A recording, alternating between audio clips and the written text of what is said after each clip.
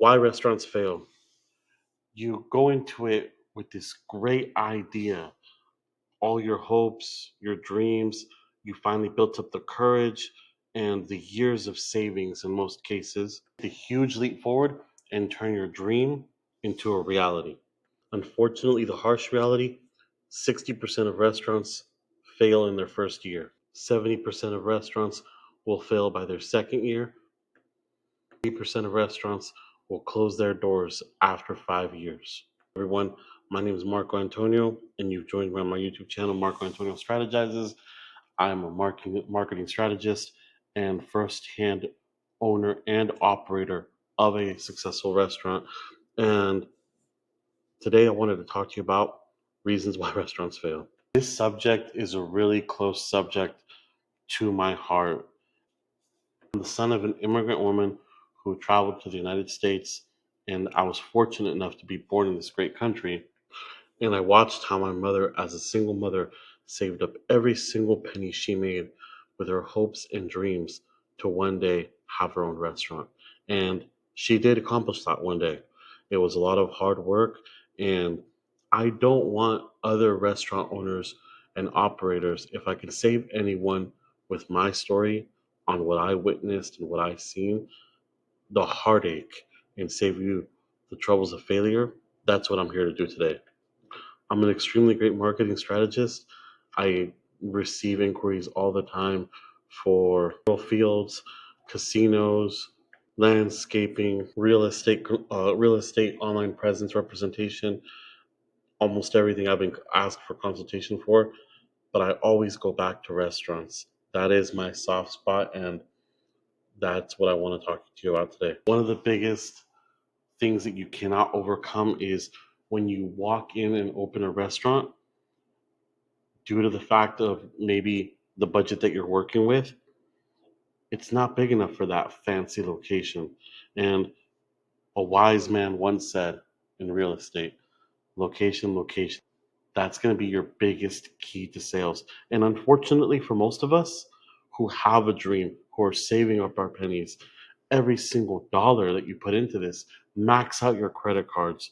You're eager to get in there and open the doors. A location is better than no location, but it's a strong balancing act. With poor location, you're going to have to dump significantly more into marketing, search engine optimization, online representation to be found for your services.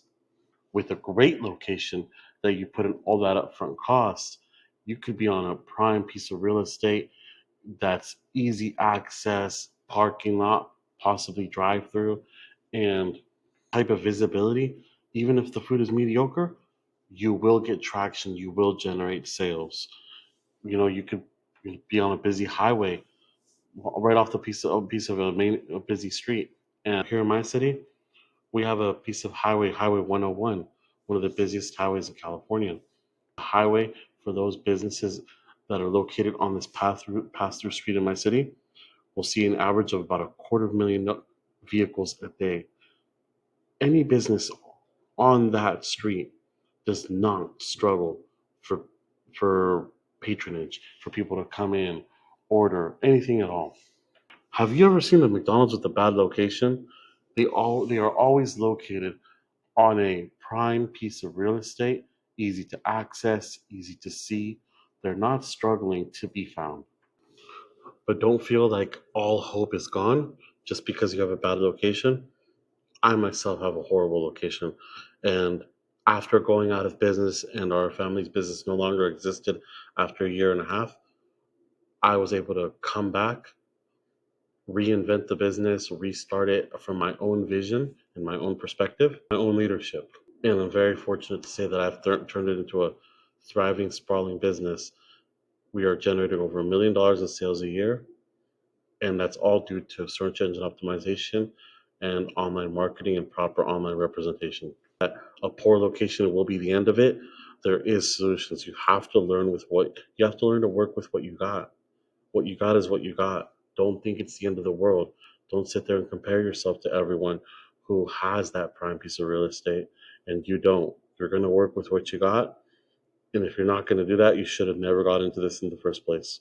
Second thing that I've noticed, even from our own experience, for of an ongoing continuing business, inadequate capital, not enough cash flow. If I knew back then what I know now and how I can guide my mom and my family on how to best grow this business, I would have begged her and asked her to stop and build her credit. The things that I know now about personal credit and business credit could have gone a long way and saved us a lot of headaches and a lot of heartaches. I really do please hope that anybody who's watching this video, please takes this to heart. And before you use up all of your hard earned money, leverage your hard earned money. And, you know, there's a lot of myths behind credit that people don't realize that they can overcome. People don't think that they qualify for business.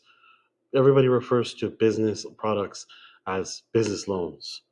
There's other alternative things you can do, business credit cards. There's a lot of banks out there who will help you out. And, based on your projected sales of revenue, you're gonna you're gonna qualify for some good products.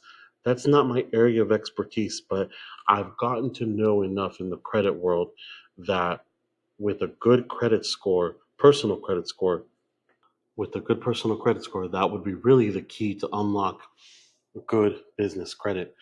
Everybody always remember out there, when you're about to step into the restaurant world, your business credit can be maxed out in your utilization, and it will not affect your personal credit.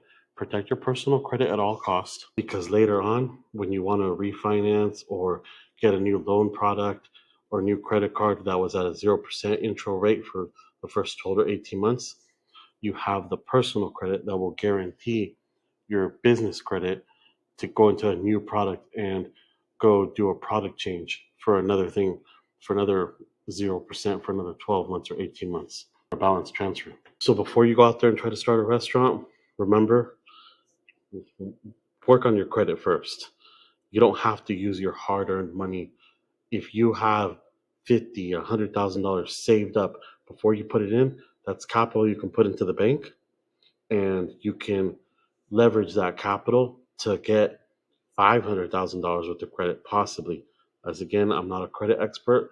Things that I've seen in the credit world myself, you guys out there who are saving up your hard-earned money, you could really leverage it to really maximize it.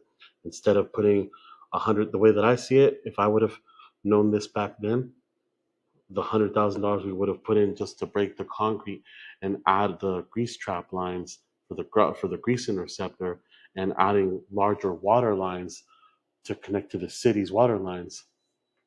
We spent $100,000 just on breaking concrete and paying the plumbers, and it was a several months job. If we would have put that on business credit cards, the business credit card payment maybe a couple $1,000s a month, but we could have still kept the $100,000 in our pocket and not having to go to family members to borrow $5,000 to go pay for this, $7,000 to go pay for that.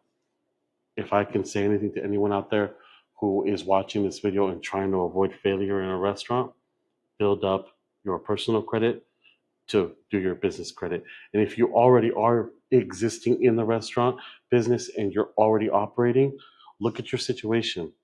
Do everything you can to work on your personal credit, get some business credit, and help, fund the cash flow of your business.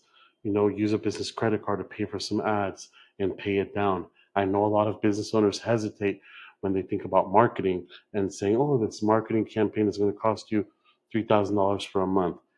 And for somebody who works so hard to let go of $3,000 when your average daily sales are 800 or 1,000, it seems like an unimaginable feat. I remember the first time we ever broke $1,000 in sales.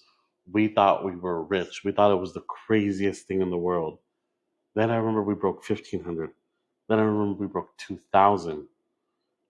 I once remember we hit $10,000 a day in sales. But none of that would have been possible if we did not leverage credit to pay marketing and advertising. I'm not saying all marketing is good. I'm not saying all advertising is going to be good.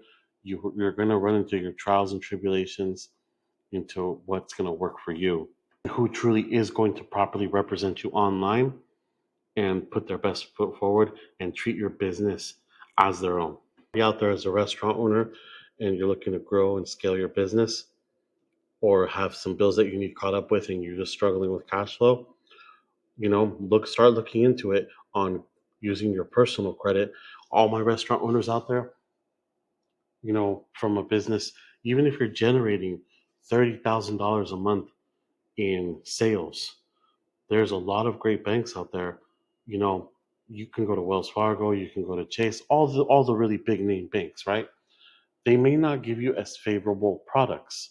I can't speak on individual banks. I'm just making a blanket statement for all banks. But if you do enough research and you get connected with the right people, I happen to know some really great people in credit. But when you have business bank statements and you can be generating $30,000 a month in sales and spending 24, 25,000 and have 5,000 left over at the end of the month, you qualify for such great business products that are out there. You don't even realize it, that can help you get that funding that you need to grow your business. So please, before you consider opening a restaurant, personal business credit. If you're already in the game, personal business credit. Go out there and look for it. Reach out to me through here. I can put you into contact with some really great people. But that's the best recommendation I can do when it comes to what I would do for capital and the struggles that I've seen for people for lack of capital and cash flow to grow their business. They've been working harder, not smarter. My mother used to use a rolling pin to roll a couple hundred tortillas, every few days.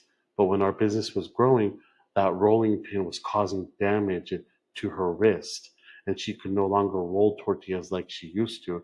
And we saved up our money, and we finally bought a dough sheeter.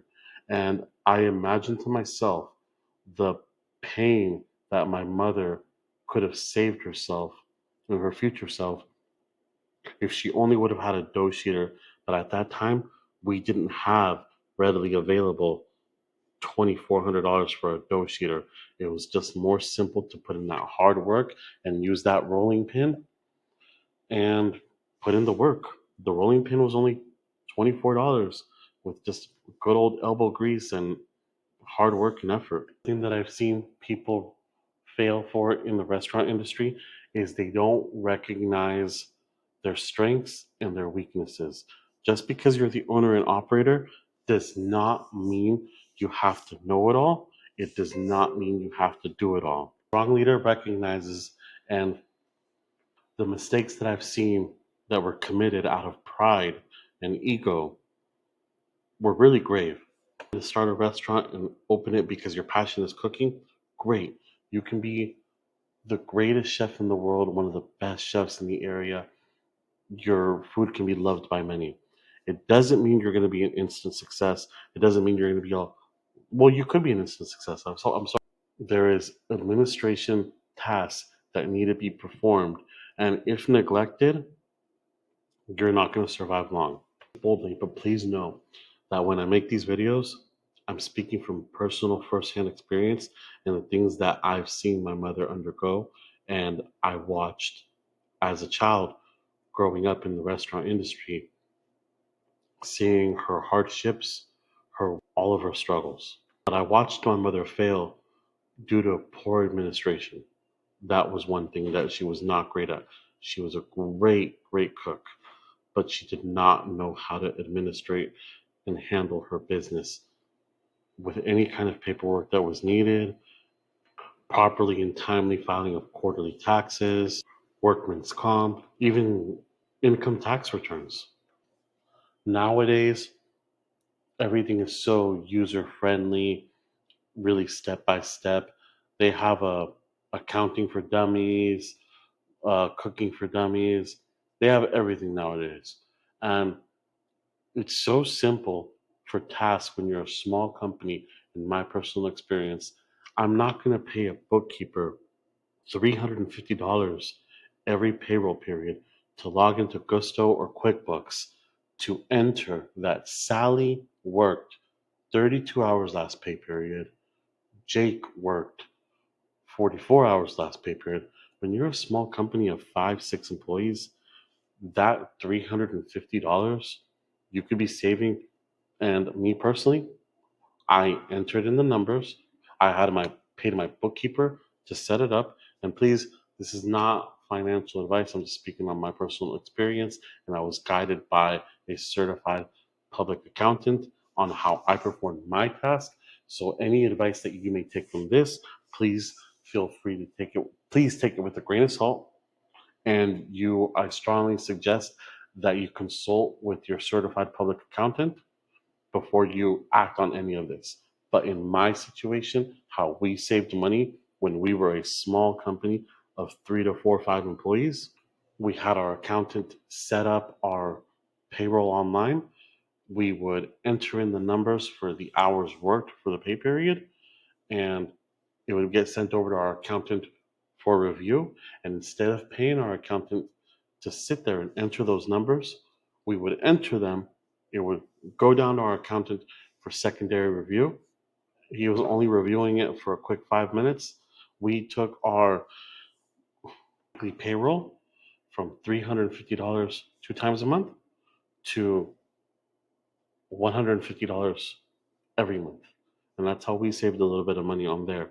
So you don't need to really push out tasks to everyone when you can do them in house. But we also recognized that some of those services were not our strong suit. So we reached out for assistance when we did need it. That which leads me into my next topic that I want to go into: why restaurants fail. You're now a restaurant owner, you're a restaurant manager, whatever you may be. Not only is our job to produce and generate revenue, the other part of it is to keep the revenue. So I've seen a lot of people act with ego, and I'm a boss, I don't have to work, that's part of my title. I strongly disagree with that. Until that business is strongly operating and generating enough revenue, if this is your baby and you started it, you need to see this through. Strategy that we implemented to save money, we would measure out, and we took our point of sale system and used our heat map time of day. And it measured the sales that we generated, what days of the week we were busy, what hours of the day we were busy. And I made sure that we allocated the proper labor cost, and I allocated the proper labor hours going into this. So if I know that I'm generating $100 in sales an hour for lunch, I do my best in taking consideration to prep. I do my best to average out $25 to $30 worth of labor an hour if I'm only generating $100 an hour in sales. So I try to keep my labor at 25 to 30%. If you can keep those costs lower, do so. But I would perform tasks myself, cleaning the bathroom, helping customers up front. There's no rush and urgency that you need to hire somebody to wash the dishes, somebody to bus tables, somebody to be greeting people at the door, and one server. If you don't have enough revenue generating for all those people to be supported by patronage you're receiving, don't hire them. You don't need a single person for every single little thing. That is one of the most horrible mistakes that I've ever seen. We need a person for the fries. I've seen people put someone at the fry station. I've seen someone put someone at the grill station, salad station, dessert station. I like to consolidate as much as possible within reason. And in the early stages, in the beginning months, years, however it's going to work out, I performed a lot of tasks myself, but I also, also when I entered in my cost, when I entered in my labor cost, I would account for what would I be paying someone if they were performing my duties that I'm performing right now. And I would chart that, because the end result and the end goal is for me to ultimately move out of that position to be able to perform bigger and greater tasks that the restaurant requires to operate. I can't, if my time is worth $120 an hour, I'm stealing from myself by performing these tasks. But at times when you're building, putting in this extra amount of work is going to be required. If you don't have a huge bankroll to work with, I don't like to spend more money than I'm making, so I love to operate off of percentages. If I'm if my sales go down, my labor cost is going to go down. The If my sales go up, my labor will go up with it as well. I do understand that we have our constant costs that cannot be rid of, rent, electricity, but those variable costs that can fluctuate like labor, I try to control of it as much as possible. Please, if you're considering opening a restaurant or you're already in the restaurant, it's do everything you can to prepare yourself to have enough funding available, to have enough resources available.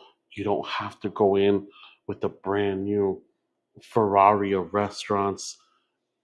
I like to start out humble and presentable and perform a good job. In the restaurant game and you're just struggling to make ends meet, you don't know how you do it, your whole family's involved, everybody's putting their support with you, and it's not a nice feeling. I mean, I love the camaraderie of being with family, but ultimately, I want my restaurant to provide for my family. I don't want to entrap my family to make them feel obligated now, like this is their career and we don't generate enough revenue, and oh, I'm not paying my daughter to work in the front, she's just collecting tips. It's a very common thing that I've seen in the restaurant industry. Oh, my daughter works up front in the evenings and she collects tips, but I don't pay her, that's how we're saving money.